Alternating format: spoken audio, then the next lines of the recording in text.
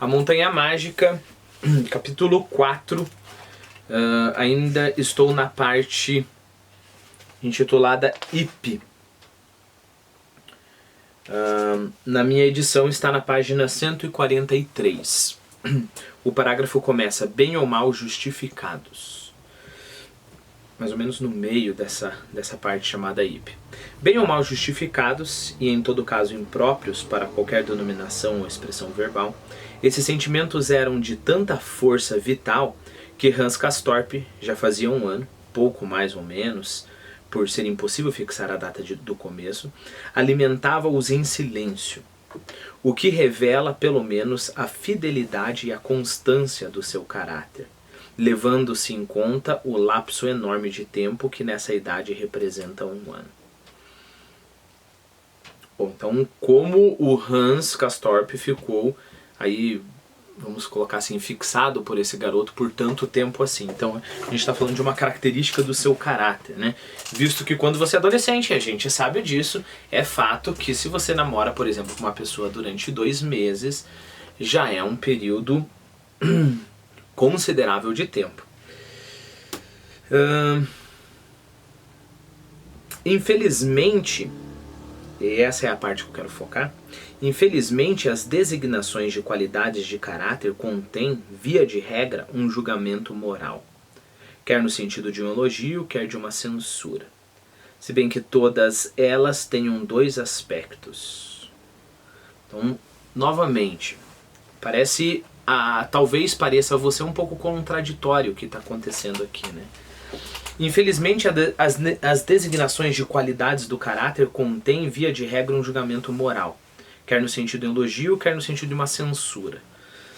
A gente vai achar essa passagem contraditória só se a gente entender qualidade de caráter somente como aquilo que é uma coisa boa, ele tem muitas qualidades e nenhum defeito. Okay? Não é o sentido aplicado aqui de qualidade de caráter, é qualidade desse mouse, né? Esse mouse, por exemplo, é preto. Isso é uma qualidade dele, ele é leve. Se isso é bom ou é ruim, isso daí já é com vocês, daí é uma outra coisa. Isso é o que o livro aqui vai chamar de julgamento moral, né? Quer dizer, julgamento moral vai ser para personalidade ali. Então, julgamento, preto é bom, eu gosto de mouse preto, então esse mouse aqui é bom, ok?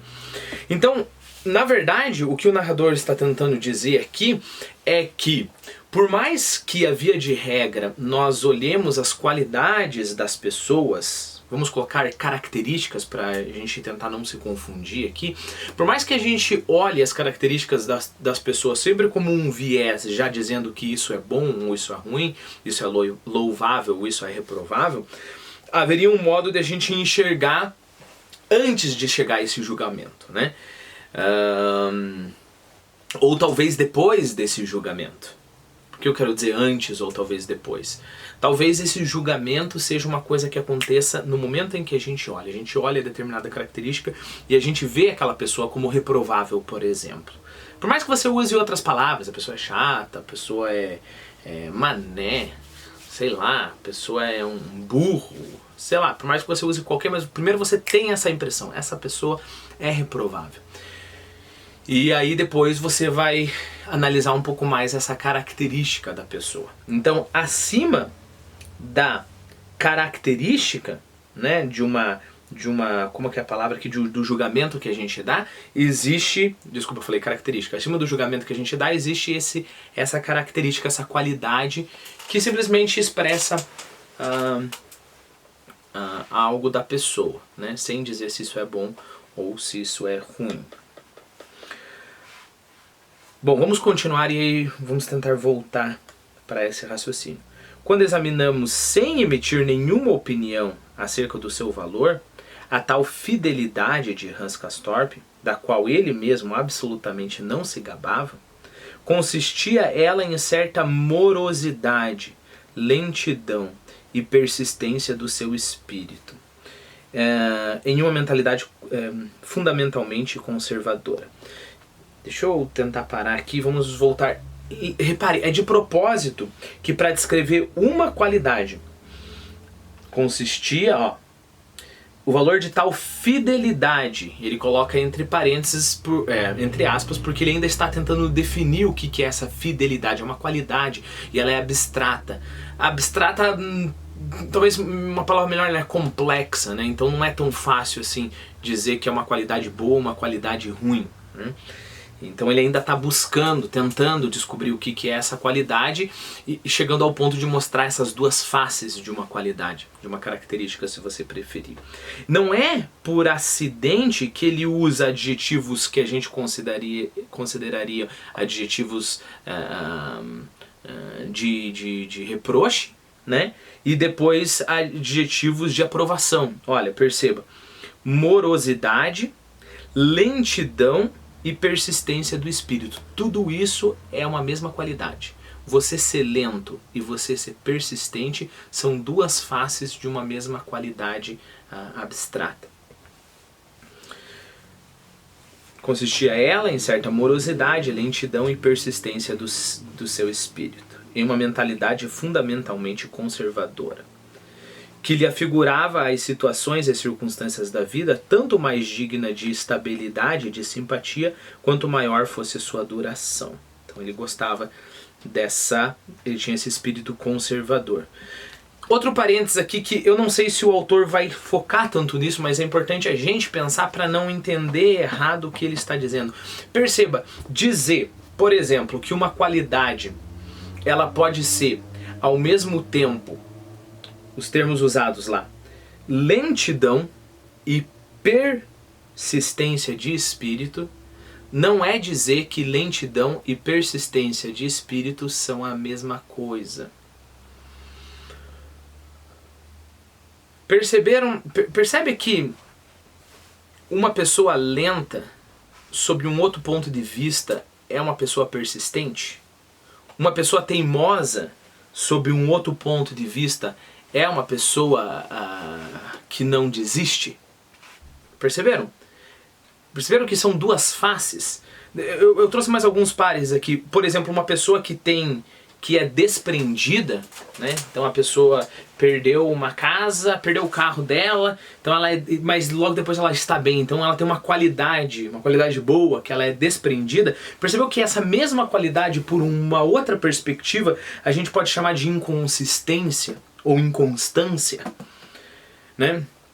Então aquela história, eu estou fazendo uma determinada atividade, essa atividade não está me fazendo feliz, eu sou desprendido, eu sei let it go, né? Eu sei abrir mão e conservar minha paz. Essa mesma situação, olhada por um outro modo, pode ser, ficou um pouco difícil e essa pessoa é tão inconstante que ela não conseguiu persistir e desistiu mais uma vez. Então a persistência tem a sua contraparte na teimosia. O foco, por exemplo, então vamos supor que eu sou uma pessoa que eu presto muito atenção naquilo que eu faço e eu tento seguir a fundo aquilo que eu faço. Isso, sob um outro aspecto, pode ser teimosia, simples teimosia, ok? Então, novamente, a gente está falando de 3 qualidades, e lembre-se do nosso sentido de qualidade, né? 3 características que podem ser positivas ou negativas, ok? Deixa eu terminar uma frase que eu comecei agora há pouco e ainda não terminei. Isso não quer dizer que desprendimento seja a mesma coisa que inconstância, que persistência seja a mesma coisa que teimosia, que foco seja a mesma coisa que estupidez. Porque se eu estou focado numa coisa, eu só penso naquilo, pode ser que eu tenha muita energia e eu sou uma pessoa que sei o que eu quero, ou pode ser que eu sou estúpido, né? Eu fico tão bitolado naquilo que eu não sei o que acontece em volta de mim, ok? Então, a gente poderia pensar em determinadas características que a gente tem e dependendo do que a gente faça, essas características podem se manifestar como, por exemplo, desprendimento ou inconsistência. E o que vai, digamos assim, materializar essas características como algo bom ou algo ruim? A situação, a vida que está na nossa frente, né? Eu sei que eu estou indo um pouquinho longe, estou tirando algumas conclusões, novamente, eu estou indo mais longe que o autor, mas eu acho que o começo dessa discussão está aqui e é uma discussão extremamente interessante, ok? E a minha preocupação também é mais ou menos, tipo, te vacinar, ok? Porque a gente pode cair também no relativismo extremo, né? Ah, não, você tá chamando ele de teimoso, mas o que é teimoso para uns, para outros é foco. Ah, você tá chamando ele de fraco, o que é desistência para um, para outros, você entendeu? Não é essa o ponto aqui. O ponto é que, analisando, nós dois estamos vendo a mesma situação. Então, se a gente começar a discutir, a gente vai decidir se essa pessoa é teimosa ou despreendida. Okay? A gente vai decidir se essa pessoa ela é, digamos assim, ela é estúpida ou ela é focada. A gente vai decidir isso. Mas não apaga o fato que há uma determinada característica que pode se revelar como estúpida ou focada. Perceba, uma outra característica, ela não pode se revelar como desprendimento ou focada. Percebeu? Há algo ali que vai se revelar como desprendimento ou desistência. Essas coisas não se misturam. Tente, fica comigo, eu sei que é algo que a gente precisa gastar um pouco de energia, mas talvez um modo interessante de abordar essa questão seja o seguinte: perceber o que às vezes, que tipo de esforço às vezes se faz para tentar entender essas características abstratas e sem julgamento de valor, né? E existem vários modos de fazer isso. A psicologia tenta fazer isso de diversos modos. Um modo bem tradicional seria pensar nas pessoas usando, tradicional que eu digo, velho, né? Quase ninguém usa isso hoje, mas pensando nas características das pessoas como os elementos, né? Então, o ar, o fogo, a água e a terra. Percebam, o ar, ao mesmo tempo que ele é... E tudo aquilo que eu falei eu acho que fica mais palpável. O ar, ao mesmo tempo que ele é inconstante, que ele é fraco, ele é leve no sentido de ele é versátil. O ar, ao mesmo tempo que ele é, por exemplo, um pai descuidado, que não se preocupa com a sua família, ele é também alguém que mantém a sua felicidade a despeito de diversos problemas. Então, o ar em si, ele pode se manifestar como uma qualidade boa ou uma qualidade ruim. Se a gente seguir esse aspecto, novamente, interpretação minha, em nenhum momento o narrador fala disso, mas se a gente seguir esse aspecto, a gente poderia falar que o Hans, ele tem uma característica de terra. Okay? O Hans, ele parece muito com terra, porque percebam, vamos lá. Quando examinamos sem emitir nenhuma opinião acerca do valor a tal, a primeira característica do Hans, ele é fiel. Fiel é aquele que continua, fiel é aquele que não sai, fiel é aquele que fica no mesmo lugar, né? Então você tem um namorado e você vai ficar com esse namorado, você não vai voar para lá e para cá buscando outras coisas, ok? Então você é como a terra, assentado. Então esse é o Hans. Morosidade, lentidão também. Bom, se a terra tem a qualidade boa, já que a gente está usando esses termos aqui, né? Se a terra tem a qualidade boa de permanecer, ela também com certeza vai ser aquela que vai ser lenta, preguiçosa. Esse é o perigo, por exemplo, dessa característica abstrata de terra, né? Percebam, um grande problema. Morreu o filhinho de alguém como o Hans, sob determinadas características psicológicas. A gente precisaria de outros elementos, mas vamos uma situação hipotética. Alguém como o Hans, que tem essa característica de terra, tem a filha ou o filho mortos. Qual que é o perigo dessa pessoa? O perigo dessa pessoa é que ela vai ficar naquele luto, afundada naquele luto, talvez pro resto da vida. Ela vai ficar pesada naquilo ali. Nunca vai conseguir sair daquilo ali. Nunca vai conseguir sair daquela melancolia, daquela tristeza profunda. Quer dizer que um pai que tivesse uma característica de vento não sofreria? sofreria, quer dizer que ele então seria só um cara bom, porque o vento ele consegue superar, ele consegue levar, né, continuar a vida. Não, a gente poderia pensar também em um pai de vento, tendo defeitos a partir do vento. Seria o quê?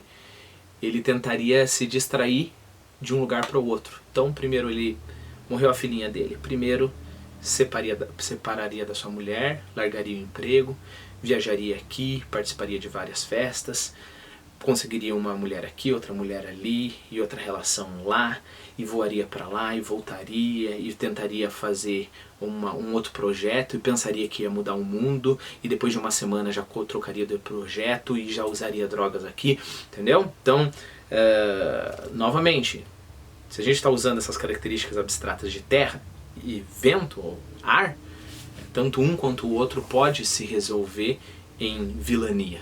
Assim como tanto um como o outro pode se resolver em nobreza. O terra poderia manter a lembrança, digerir, tendo essa qualidade de terra, digerir toda aquela dor. Esse é o período de, como é que se diz, de luto, como o Freud fala, um período muito importante.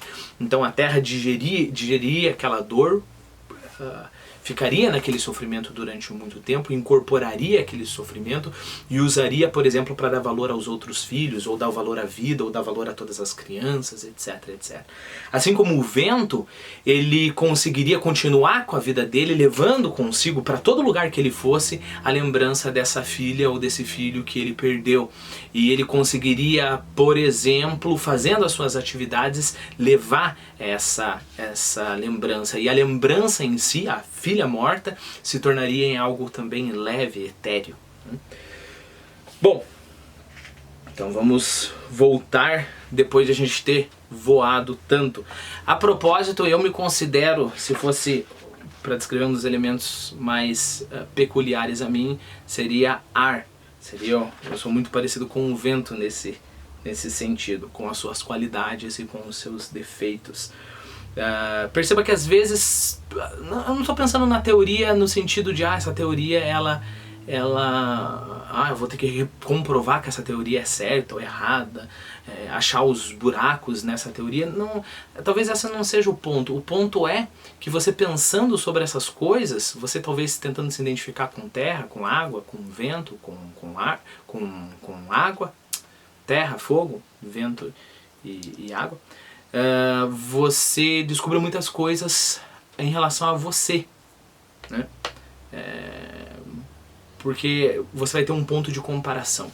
Eu vou ter que abrir um outro vídeo, pessoal. Eu não sabia que esse vídeo ia ficar tão